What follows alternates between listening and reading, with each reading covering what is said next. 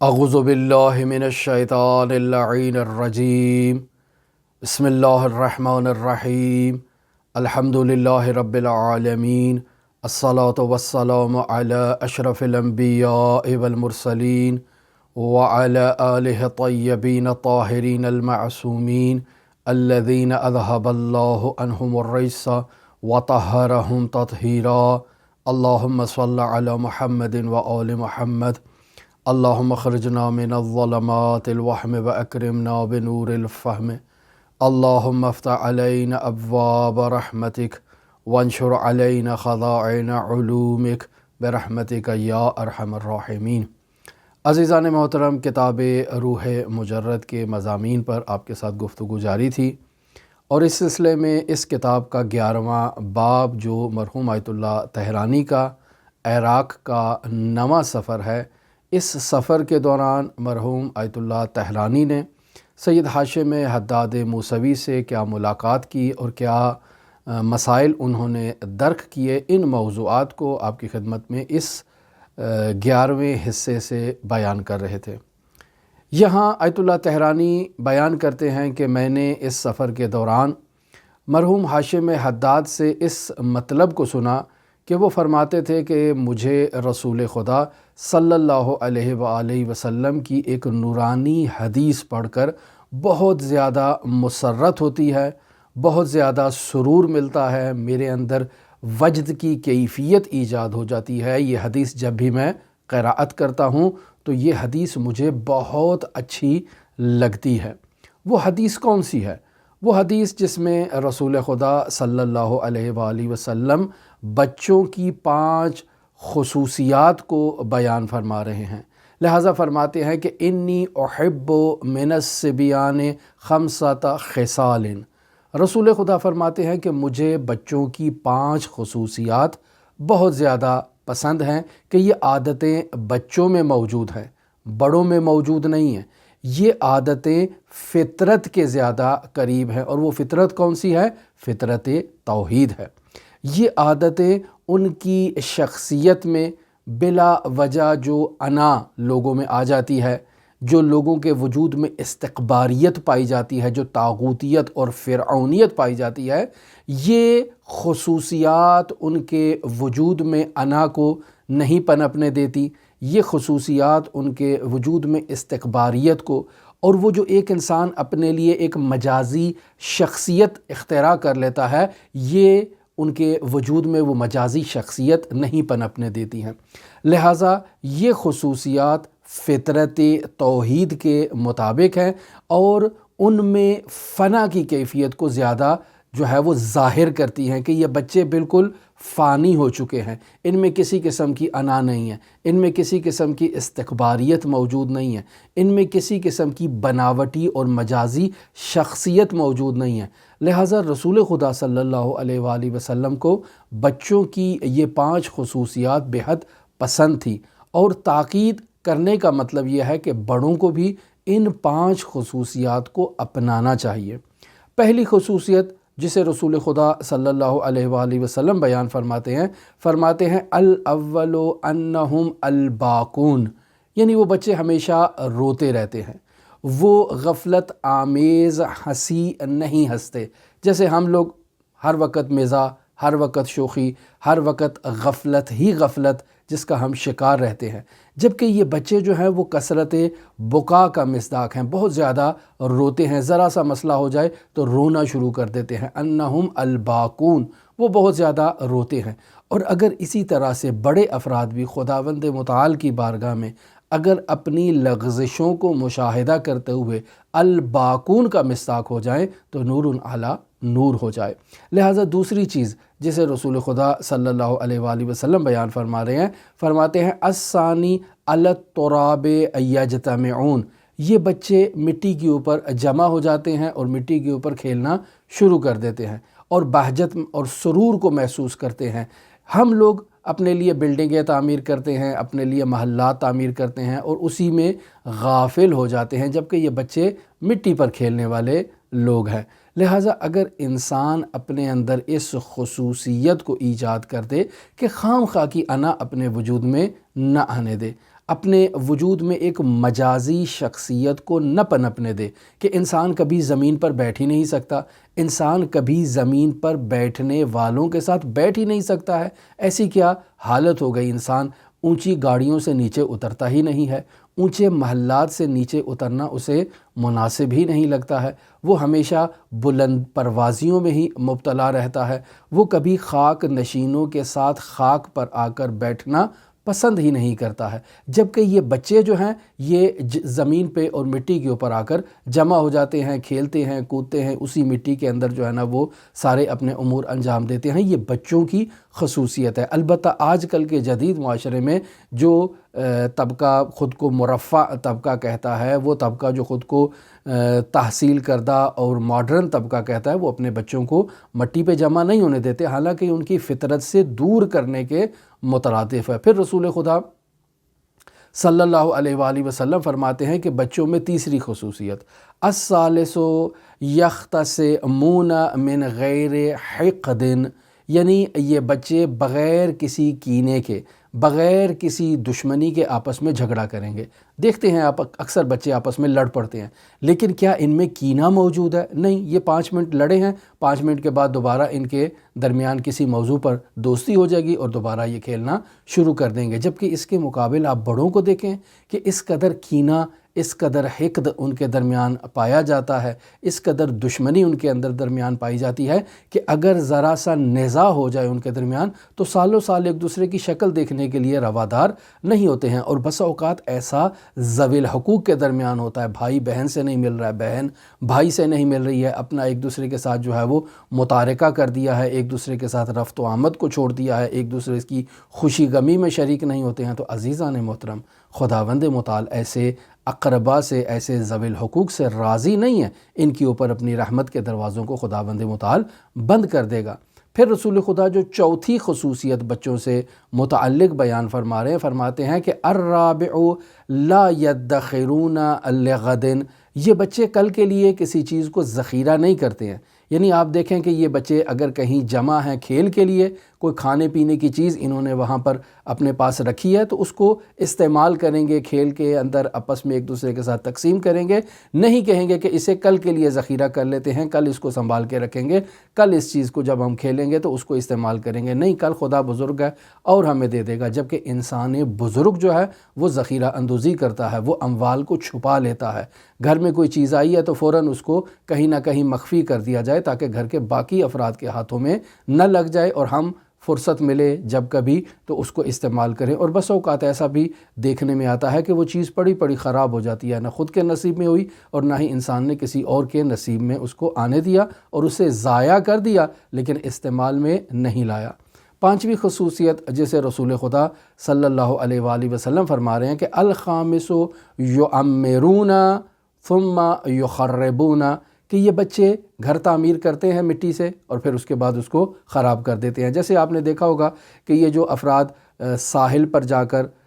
ساحل سمندر پر کھیلتے ہیں تو وہاں ریت چونکہ موجود ہوتی ہے تو اس ریت سے مختلف انواع و اقسام کی یہ چیزیں وہاں بناتے ہیں، گھر بناتے ہیں، کھلونے بناتے ہیں، اور اس کے بعد ایک لہر آتی ہے جو اس کو بہا کر لے جاتی ہے، یا جب یہ وہاں سے اٹھتے ہیں تو خود ہی اس کو خراب کر کے چلے جاتے ہیں، چونکہ ان میں دنیا سے وابستگی موجود نہیں ہے بچوں کے اندر۔ اور وہ افراد کہ جو ساحل سمندر پر گئے ہیں اور ریت سے بنی ہوئی چیزیں بنا رہے ہیں وہ ان سے وابستہ نہیں ہوتے ہیں، جبکہ ہم انسان اس دنیا میں دنیاوی نعمات سے اور دنیاوی جو مال و اموال ہیں، جو مال و متاع ہیں، ان سے وابستہ ہو جاتے ہیں، اور یہ وابستگی باعث بنتی ہے ہمارے لیے ایک مجازی شخصیت کے ایجاد کرنے میں۔ یہ چیز باعث بنتی ہے کہ ہماری شخصیت جو ہے وہ کاذب شخصیت ہمارے وجود میں ایجاد ہو جائے۔ ہم ایک کاذب، انا، فریب اور دھوکے کے پیچھے جو ہے وہ خود کو لگا دیتے ہیں اور ساری زندگی اس کے پیچھے پھر بھاگتے رہتے ہیں، جبکہ بچوں میں یعمرون ثم یخربون، تعمیر کرتے ہیں اس کے بعد وہ خراب کر دیتے ہیں۔ بس یہ وہ 5 خصوصیات ہیں جسے رسول خدا صلی اللہ علیہ وآلہ وسلم بچوں میں پسند کرتے ہیں۔ یہ حدیث اگر تلاش کی جائے تو مرحوم آیت اللہ نعمت اللہ جزائری نے اپنی کتاب زہر الربی اور صفحہ نمبر 259 میں اسے بیان کیا ہے۔ آیت اللہ تہرانی نے نیچے ریفرنس بھی دیا ہے کتاب روح مجرد میں۔ اب یہ بچوں کی عادت ہے کہ بچے ان 5 خصوصیات کے حامل ہوتے ہیں، لیکن جیسے ہی یہ اپنے بچپنے سے باہر نکلتے ہیں، جوانی میں داخل ہوتے ہیں، بڑھاپے تک پہنچتے ہیں، تو اب ان کے وجود میں آہستہ آہستہ غرور ایجاد ہوتا ہے، آہستہ آہستہ شہوت ایجاد ہوتی ہے، غضب ایجاد ہوتا ہے، مختلف قسم کے اوہام جو خیالی تصاویر ہیں وہ ان کے وجود میں اپنی جگہ بناتی ہیں، مختلف قسم کی جو غیر واقعی جو کریکٹرز ہیں وہ ایجاد کرتے ہیں، اعتبار کرتے ہیں، اور پھر ان کا دامن مضبوطی سے تھام لیتے ہیں۔ ان کے وجود میں حب جاہ پائی جاتی ہے، حب مال پایا جاتا ہے، اور جیسے جیسے یہ بڑھاپے کی طرف بڑھتے ہیں ان کے وجود میں وہ حب جاہ، حب مقام، حب منصب، حب شہرت جو ہے وہ اپنی ایسی جگہ بنا لیتا ہے کہ جس قدر یہ انسان بوڑھا ہوتا ہے فطرت توحیدی سے دور ہوتا جاتا ہے۔ لہٰذا اس انسان کو چاہیے کہ اسی بچپن کی فطرت توحیدی کے قریب ہو اور اسے اپنے ہاتھ سے نہ ضائع ہونے دے، اسے سنبھال کر رکھے تاکہ یہ انسان اپنے لیے ایک سرمایہ آخرت بنا لے۔ اپنی زندگی میں انسان کے پاس یہ سرمایہ ہونا چاہیے جو آخرت کے لیے ہے کہ اس کے اندر اعتباریات نہ ہوں، مجازیات نہ ہوں، کاذب شخصیت اس کی نہ بنے۔ اس کو اپنے وجود میں علم کو لانا چاہیے، اس کو اپنے وجود میں جو ہے وہ قدرت لانی چاہیے کہ جو اسے خداوند متعال کی راہ پر گامزن کرے اور شیطان کی راہ سے اسے دور کرے۔ اسے اپنے وجود میں امنیت ایجاد کرنی چاہیے تاکہ شیطان اور شیطانی چیلے جو ہیں وہ اس کے وجود کو ناامن نہ کر سکیں۔ اور اگر انسان اپنی زندگی میں ان چیزوں کو حاصل نہیں کرتا اور اپنی زندگی کو جو نہایتی با ارزش، نہایتی با ویلیو زندگی ہے انسان کی، اسے انسان مفت میں شیطان کے حوالے کر دیتا ہے، بلکہ بسا اوقات انسان دنیاوی لالچ میں اپنی زندگی کو نقصان میں اور خسارے میں فروخت کر دیتا ہے۔ پس ایسے انسان در واقع رحمت الہی سے دور ہے۔ عزیزان محترم، آگے جو موضوع مرحوم آیت اللہ طہرانی یہاں بیان فرما رہے ہیں وہ ہے کہ مرحوم حاشم حداد موسوی کے جو عقیدت مند تھے، وہ جو ان کے ساتھ رفتار اپناتے تھے، وہ مرحوم حاشم حداد کے شایان شان نہ تھی۔ در واقع آیت اللہ طہرانی بیان یہ کرنا چاہتے ہیں کہ حاشم حداد کے عقیدت مندوں کو ان کی قدر معلوم نہیں تھی، وہ قدر ناشناس لوگ تھے۔ وہ مرحوم حاشم حداد کو ایک نہایتی جلیل القدر اور محترم سید تو تصور کرتے تھے۔ ان کا گمان یہ تھا کہ اس سید کو اگر ہم اپنے گھر لے جائیں گے تو ہمارے گھر میں خیر و برکت ہوگی، ہمارے جو دنیاوی معاملات ہیں ان دنیاوی معاملات کو حل کرنے میں اس سید کا قدم مبارک اگر ہماری زندگی میں آ جائے تو ہمیں دنیاوی طور پر فائدہ ہوگا۔ وہ سمجھتے تھے کہ یہ سید نہایتی جلیل القدر ہے، اخلاق حسنہ سے اس نے خود کو آراستہ کر رکھا ہے، دنیا سے دوری اختیار کر رکھی ہے۔ ممکن ہے اس کو بسا اوقات کوئی مکاشفہ بھی ہوتا ہو، لیکن انہیں سید کی حقیقی عظمت کا اندازہ نہیں تھا۔ لہٰذا وہ سید کو اپنے ساتھ بغداد لے جاتے تاکہ اپنے کاروبار میں برکت کے لیے سید کو اپنے پاس رکھیں، یا اپنے جو اختلافات ہیں ان اختلافات کے حل کے لیے وہ سید سے مدد لیں کہ سید ان کی باتیں سنیں اور ان کے اختلافات کو حل کریں، یا اگر ان میں سے کوئی قرض دار ہے تو سید کو اٹھا کر اپنے گھر لے جائے تاکہ سید اس کے لیے دعا کرے اور خداوند متعال اس کی مشکل کو حل کر لے۔ وہ سمجھتے تھے کہ حاشم حداد صرف اسی کاموں کے لیے ہے۔ لہٰذا آیت اللہ طہرانی بیان کرتے ہیں کہ وہ کاظمین سے اٹھ کر کربلا آتے یا بغداد سے اٹھ کر کربلا آتے، بڑی بڑی ان کے پاس گاڑیاں ہوتی، وہ زیارت کے لیے تو کربلا آتے، زیارت کرتے، اور زیارت کرنے کے بعد مرحوم حاشم حداد کو اپنی گاڑی میں بٹھا کر وہ اپنے ساتھ کاظمین لے جاتے، بغداد لے جاتے، وہاں ان کو ایک ایک ہفتہ، دو دو ہفتہ اپنے پاس بٹھاتے، ان کی خدمت کرتے اور انواع و اقسام کی مہمان نوازی میں ان کے اوپر خرچہ کرتے، ان کے لیے رنگ برنگے دسترخوان بچھاتے اور مرغ مسلم، مچھلی، انواع و اقسام کے ڈرنکس اس پر جو ہے وہ دسترخوان پر رکھتے۔ وہ سمجھتے کہ وہ سید کی عظمت کر رہے ہیں، سید کی خدمت کر رہے ہیں، سید کے لیے انواع و اقسام کے دسترخوان بچھا رہے ہیں، جبکہ ان کو معلوم ہے کہ سید نے نہ تو ان ڈرنکس سے استفادہ کرنا ہے، نہ کبھی اس نے مچھلی کھانی ہے، نہ اس نے کبھی مرغ کھانا ہے۔ تو یہ ایسے انواع و اقسام کے لذیذ دسترخوان بچھاتے اور دوسرے عقیدت مندوں کو اور دوسرے لوگوں کو بھی دعوت دیتے کہ بھئی سید ہاشم حداد آیا، سب آ جاؤ اور یہاں پر دسترخوان موجود ہے۔ اب ایسے میں سید ہاشم حداد جب بھی اس دسترخوان پر بیٹھتے تو ان کے سامنے ایک روٹی ہوتی، پنیر ہوتا، مولی ہوتی، وہ صرف ان چیزوں کو استعمال کرتے تھے۔ وہ کبھی مچھلی کی طرف دیکھتے ہی نہیں تھے، کبھی مرغ کی طرف دیکھتے ہی نہیں تھے، نہایت سادہ غذا استعمال کیا کرتے تھے، جبکہ عقیدت مند یہ سمجھتے تھے کہ یہ انواع و اقسام کے کھانے جو ہم لا رہے ہیں اس دسترخوان پر، تو در واقع ہاشم حداد میں سونگھنے کی یا ان میں چکھنے کی صلاحیت ختم ہو چکی ہے، یعنی یہ مرغ جو بریان ہوا ہے اس کی خوشبو ان کے ناک کے اندر نہیں جا رہی ہے، وہ اس کی خوشبو کو درک کرنے سے عاجز ہو چکے ہیں، یا اگر اس مرغ کی جو گوشت ہے اس کو اگر اپنے منہ میں ڈالیں گے تو ان کو اس سے لذت نہیں آئے گی، وہ سمجھتے تھے کہ شاید ایسا ہے۔ وہ ہرگز اس بات کی طرف متوجہ نہیں تھے کہ ہاشم حداد ایک زاہد آدمی ہے، اس نے خود کو دنیا سے دور کر کے امیر المومنین علی ابن ابی طالب کی سیرت کو اپنایا ہے، لہٰذا خود ارادتاً ان نے اس لذیذ کھانوں کو خود سے دور کر رکھا ہے۔ اب یہاں آیت اللہ تہرانی نقل کرتے ہیں کہ ایک رات کاظمین سے ایک مشہور تاجر جو ہے وہ کسی مناسبت سے آیا اور سید ہاشم حداد کو اس نے اپنے گھر بلایا اور مختلف دوستوں کو بھی اس نے دعوت دی، عقیدت مندوں کو دعوت دی اور دسترخوان بچھایا اس نے۔ اور آیت اللہ تہرانی کہتے ہیں کہ کوئی ایسی قابل تصور غذا نہ تھی کہ جو اس دسترخوان پر موجود نہ ہو، جو آپ تصور کریں وہ اس دسترخوان پر اس نے بچھایا تھا۔ کئی کلومیٹر تک اس نے دسترخوان بچھایا مرحوم ہاشم حداد کے اعزاز میں، انواع و اقسام کے ڈرنکس، مختلف کمپنیوں کے ڈرنکس موجود اس کے اوپر۔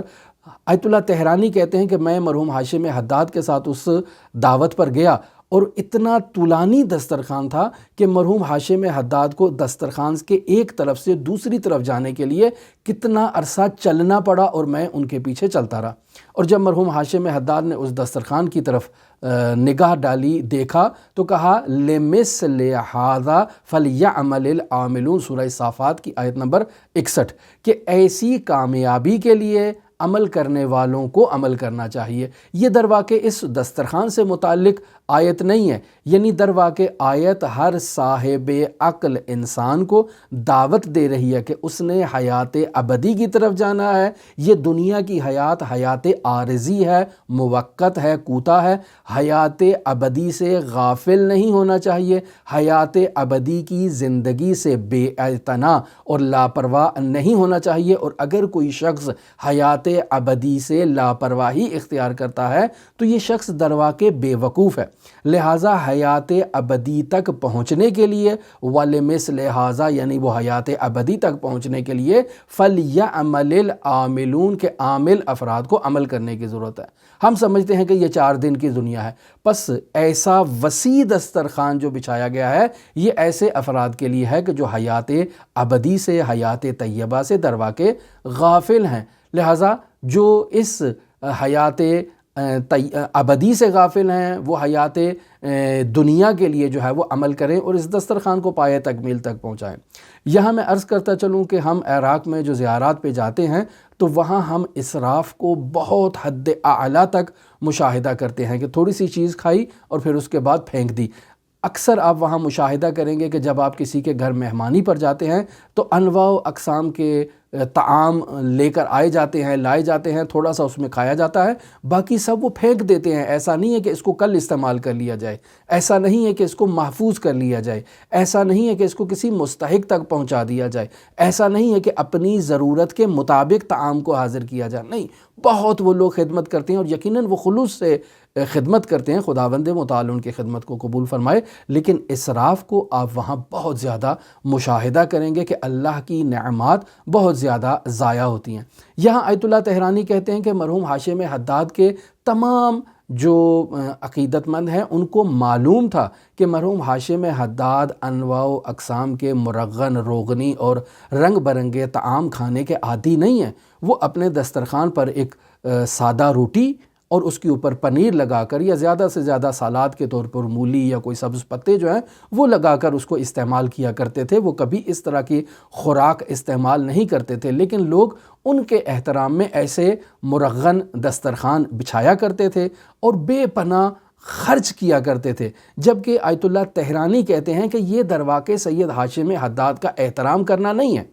یعنی ایسا سید کہ جس کے گھر میں آپ کو معلوم ہے کہ اس کی بہت زیادہ فیملی کے ممبران ہیں، یعنی اس کی بیوی ہے، اس کے بچے ہیں، اس کی آگے بہویں ہیں، اس کے پوتے ہیں، پوتیاں ہیں، بہت ایک کثیر اس کا عائلہ ہے، بہت وسیع خاندان ہے، اور یہ بھی آپ کو معلوم ہے کہ وہ نہایتی تنگ دستی کی زندگی بسر کرتے ہیں، اور آپ ان کو اٹھا کر بغداد لے جاتے ہیں، آپ ان کو اٹھا کر کاظمین لے جاتے ہیں، انواع و اقسام کے طعام ان کے لیے استعمال کرتے ہیں، جبکہ ان کے گھر میں فقر و فاقہ موجود ہے اور آپ کو اس بات کا علم ہے۔ تو یہ ان کی عزت کرنا تو نہیں ہے، عزت تو یہ ہے کہ آپ ان کی فیملی کا بھی خیال رکھیں، آپ ان کے عزیز و اقارب کا بھی خیال رکھیں جو نہایت سخت اور دشوار زندگی میں زندگی بسر کر رہے ہیں۔ پھر یہاں آیت اللہ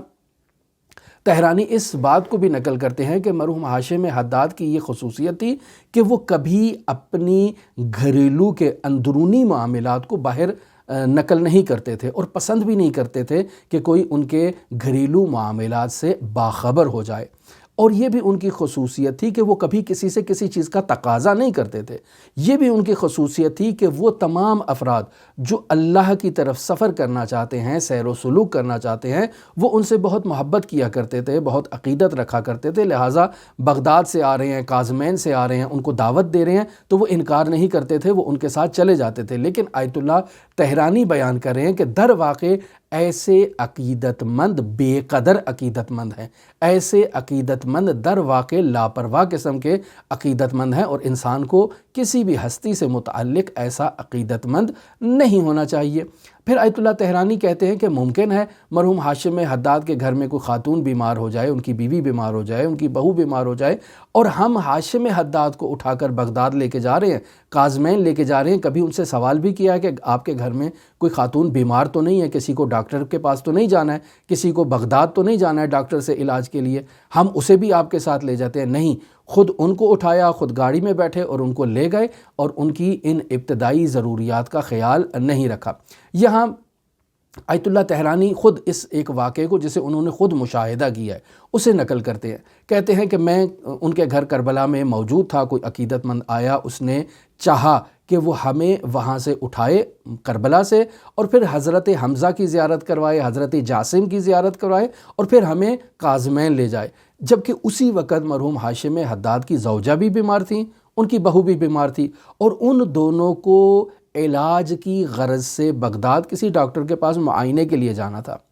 اب وہ بسوں کے دھکے کھاتے ہوئے بغداد جائیں، اور یہ ایک بہت بڑی عالیشان قسم کی گاڑی لے کر آئے ہیں تاکہ مرحوم ہاشم حداد کو سیر و تفریح پر اور سفر زیارتی پر لے جائیں، اس کے بعد انہیں کاظمین لے جائیں۔ تو آیت اللہ طحرانی کہتے ہیں کہ میں نے یہاں آگے بڑھ کے اس ڈرائیور سے کہ جو آغا کا عقیدت مند تھا، اس سے میں نے کہا کہ کیا مناسب نہیں ہے کہ آغا کی زوجہ کو اور آغا کی بہو کو سوار کر لیں اور آغا کو سوار کریں اور انہیں آپ لے جائیں، زیارت بھی کروائیں اور انہیں بغداد بھی لے جائیں، ہم کسی بس پہ آ جائیں گے، کسی اور سواری پر وہاں جو ہے وہ پہنچ جائیں گے۔ تو ڈرائیور نہیں مانا، ڈرائیور کہتا ہے کہ نہیں، آپ نے ضرور بیٹھنا ہے، لہٰذا اس نے مجھے آگے والی سیٹ پر بٹھایا اور آغا کی بہو کو، زوجہ کو اور خود آغا کو پچھلی سیٹ پر بٹھایا، لیکن وہ جو باقی عقیدت مند تھے ان کو دوسری گاڑی پر آنے کے لیے کہا، اور وہ سب بہت ناراض ہوئے، ان کی خواہش تھی کہ وہ آغا کے ساتھ جائیں۔ اب یہاں ان عقیدت مندوں کی طرف کے جو ناراض ہو رہے تھے ان کی طرف اشارہ کر رہے ہیں کہ یہ کیسے عقیدت مند ہیں کہ ایک آدمی کے فیملی کے جو نہایتی قریبی عزیز و اقارب جو ہیں وہ بیمار ہیں اور مشکل میں ہیں، وہ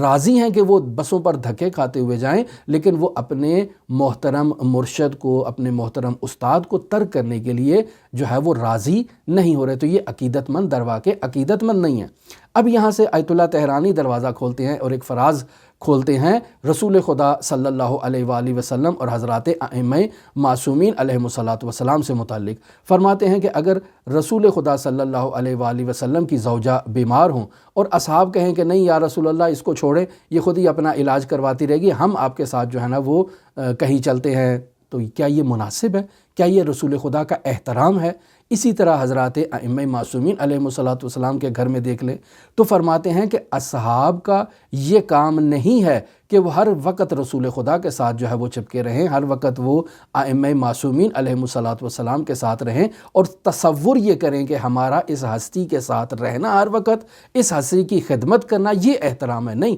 بلکہ اس کی فیملی کا خیال رکھنا بھی احترام ہے، ان کے عزیز و اقارب کو بھی قدر و قیمت کی نگاہ سے دیکھنا یہ احترام ہے، چونکہ ان کے عزیز و اقارب بھی ان کے عزیز و اقارب ہیں نا، لہٰذا اگر وہ ابتدائی نعمات سے جو ہے وہ محروم ہوں گے تو اس کا مطلب ہے کہ آپ نے ان کی اس شخصیت کی قدر نہیں کی ہے۔ یعنی رسول خدا کی ازواج اگر محرومیت کی زندگی بسر کریں اور آپ رسول خدا کے قدموں میں دنیا کی نعمات نچھاور کر دیں تو اس کا مطلب ہے آپ نے رسول خدا کی قدر و قیمت نہیں کی ہے۔ آپ کو یہ چاہیے تھا کہ رسول خدا کو بھی نعمات دیں اور ان کے گھر بھی ان نعمات کو پہنچا دیں۔ منہ اٹھا کر رسول خدا کے گھر میں داخل ہو جانا کہ خداوند متعال کو بالآخر منع کرنا پڑا، لا تدخلوا بیوت النبی الا ان یؤذن لکم، کہ جب تک آپ کو اجازت نہیں ملتی ہے آپ منہ اٹھا کے گھر میں داخل نہ ہو جائیں۔ یہ اللہ کے رسول کا گھر ہے لیکن آپ کی پراپرٹی تو نہیں ہے کہ آپ منہ اٹھا کر گھر میں داخل ہو جائیں۔ لہٰذا قدر و قیمت کو جاننا چاہیے اور افراد کو اس قدر و قیمت کو سمجھنا چاہیے، اور اکثر ایسا مشاہدہ کیا جاتا ہے کہ وہ افراد جو کسی بھی شخصیت کے عقیدت مند ہوتے ہیں، چاہے حضرات ائمہ معصومین علیہم الصلاۃ والسلام اور رسول خدا صلی اللہ علیہ وآلہ وسلم کے عقیدت مند تھے، چاہے اس کے بعد جتنے بھی علماء اور فقہا اور موجودہ دور کے عرفاء یا جتنی بھی شخصیات کے عقیدت مند تھے، وہ درواقع اس قدر و قیمت کو درک نہیں کرتے تھے اور ان حساسیت کو جو ہے وہ محسوس نہیں کرتے تھے کہ اس شخصیت کا احترام یہ ہے کہ اس کے گھر میں بھی آسائش ہونی چاہیے، اس کے گھر میں بھی سکون ہونا چاہیے، اس کے گھر میں بھی ابتدائی بنیادی نعمات ہونی چاہیے۔ یہ غریب ہے تو کیا ہوا، ہمارا استاد ہے، ہمارا رہنما ہے، ہمارا مربی ہے، ہمیں تعلیم دیتا ہے، ہم اس کے گھر جو ہے وہ نعمات کو پہنچا دیتے ہیں۔ اگر اس کے گھر کھانے کو نہیں ہے اچھی چیز تو ہم کھانا پہنچا دیتے ہیں، اگر اس کے پاس وسائل زندگی موجود نہیں ہیں تو ہم وسائل زندگی پہنچا دیتے ہیں۔ یہ بھی تو دعا لینے کا ایک طریقہ ہے نا۔ لیکن آیت اللہ طحرانی بیان کر رہے ہیں کہ مرحوم ہاشم حداد کے عقیدت مند اس سے غافل تھے اور یہ قدر و قیمت وہ نہیں جانتے تھے۔ اب یہاں کتاب کے آخری جو ٹائٹل ہے اس کی طرف ہم بڑھتے ہیں، کچھ اشعار ہیں، کچھ دوسرے موضوعات ہیں جو غیر ضروری ہے۔ مثلا ایک جگہ آیت اللہ طحرانی بیان کرتے ہیں کہ وہ عقیدت مند جنہیں صدام کی حکومت نے عراق سے ملک بدر کر دیا تھا اور وہ کویت میں جا کر آباد ہو چکے تھے، وہ جب عراق واپس آتے تھے تو مرحوم ہاشم حداد سے ملاقات نہیں کرتے تھے۔ کیوں؟ چونکہ انہیں معلوم تھا کہ مرحوم ہاشم حداد کا ظاہری حلیہ جو ہے وہ ایک عالم دین کا ہے، یعنی امامہ پہنتے ہیں، عبا قبا اور ساری ایک عالم دین ہے وہ، لہٰذا اگر ان سے وہ ملاقات کریں گے تو حکومت حساس ہو جائے گی اور ان کے لیے مشکلات ایجاد ہوں گی، لہٰذا وہ مرحوم ہاشم حداد سے ملاقات نہیں کرتے تھے۔ یا اس کے علاوہ کچھ اور اشعار ہیں جو آیت اللہ طحرانی نے بیان کیے ہیں جسے ہم یہاں بیان نہیں کرتے۔ اور آخری پیراگراف کی طرف آتے ہیں کہ آیت اللہ طحرانی یہ بیان کرتے ہیں کہ مرحوم ہاشم حداد اس قدر میرا احترام کرتے تھے اور مجھ سے محبت کرتے تھے کہ وہ کاظمین میں رکے آخری مراحل تک تاکہ مجھے الوداع کریں اور میں واپس تہران آ جاؤں۔ لہٰذا فرماتے ہیں کہ میری چونکہ تہران ایئرپورٹ سے واپسی تھی، بغداد ایئرپورٹ سے تہران کی طرف واپسی تھی، تو مرحوم ہاشم حداد وہاں آخری دن تک میرے قیام کا انہوں نے انتظار کیا ہے۔ اور پھر مرحوم ہاشم حداد اور ان کے بیٹے برہان الدین ایک گاڑی پر سوار ہو کر، ہم نے پہلے کاظمین کی زیارت کی ہے، کاظمین کی زیارت کے بعد ہم سامرہ گئے ہیں، وہاں زیارت کی ہے، سرداب میں گئے ہیں، امام زمان اجل اللہ تعالی فرجہ شریف سے ہم نے توسل کیا ہے، اور پھر ہم وہاں نماز ظہرین ادا کرنے کے بعد باہر آئے ہیں، کسی قہوے خانے سے ہم نے قہوہ تناول کیا ہے، پھر وہاں ہم نے کھانا کھایا ہے، اور پھر اس کے بعد دوبارہ ہم کاظمین کی طرف آئے ہیں۔ رات کے وقت ہم کاظمین پہنچے ہیں، وہاں ہم نے ایک معمولی سا ایک چھوٹا سا کمرہ جو ہے وہ کرائے پر کسی ہوٹل میں لیا ہے، زیارت کے لیے حضرات کاظمین کی خدمت میں حرم مطہر میں داخل ہوئے ہیں، نماز مغرب اور عشاء وہاں پر ادا کی ہے، پھر مختصر سا کھانا ہم نے لے کر کھایا ہے، اور مرحوم ہاشم حداد انتظار کرتے رہے تاکہ میری فلائٹ کا ٹائم ہو، اور پھر وہ باقاعدہ ایئرپورٹ تک میرے پاس آئے جو بغداد سے باہر 4-5 کلومیٹر کے فاصلے پر تھا، اور وہ اس وقت تک وہاں کھڑے رہے جب تک میں جہاز پر سوار نہیں ہوا اور ہمارا جہاز باقاعدہ اس نے پرواز کا آغاز نہیں کیا۔ مرحوم ہاشم حداد وہاں موجود تھے اور باقاعدہ زار و قطار وہ میرے سے الوداع کرتے ہوئے خدا حافظی کر رہے تھے۔ تو یہ سفر بھی آیت اللہ طہرانی کا مکمل ہوا، اور کل انشاءاللہ ہم باقاعدہ اس کتاب کے آخری چیپٹر یعنی 12ویں چیپٹر کا آغاز کریں گے، کہ جس میں نہایت ہی اہم مطالب آیت اللہ طہرانی جو ہے وہ مرحوم ہاشم حداد سے نقل کر رہے ہیں، کہ جنہیں بیان کرنا نہایت ہی ضروری ہے۔ ہماری دعا ہے کہ خداوند متعال ہمیں علماء کے حالات زندگی سے نورانی مطالب جو انہوں نے ائمہ معصومین علیہ الصلوۃ کی حیات طیبہ سے اخذ کیے، ہمیں ان مطالب کو اخذ کر کے اپنی زندگی پر جاری کرنے کی توفیق عطا فرمائے۔ عزیزان محترم، دعاگو ہیں کہ خداوند متعال حضرت صاحب العصر والزمان کو ہم سے راضی و خوشنود فرمائے، حضرت صاحب العصر والزمان کے ظہور میں تعجیل فرمائے۔ آپ تمام عزیزان کے لیے امام علی ابن موسیٰ الرضا علیہ الاف و تحیت و ثنا کی نورانی بارگاہ میں نائب و زیارہ بھی ہیں اور دعاگو بھی ہیں۔ اللہم صلی علی محمد و آل محمد وعجل فرج قائم آل محمد۔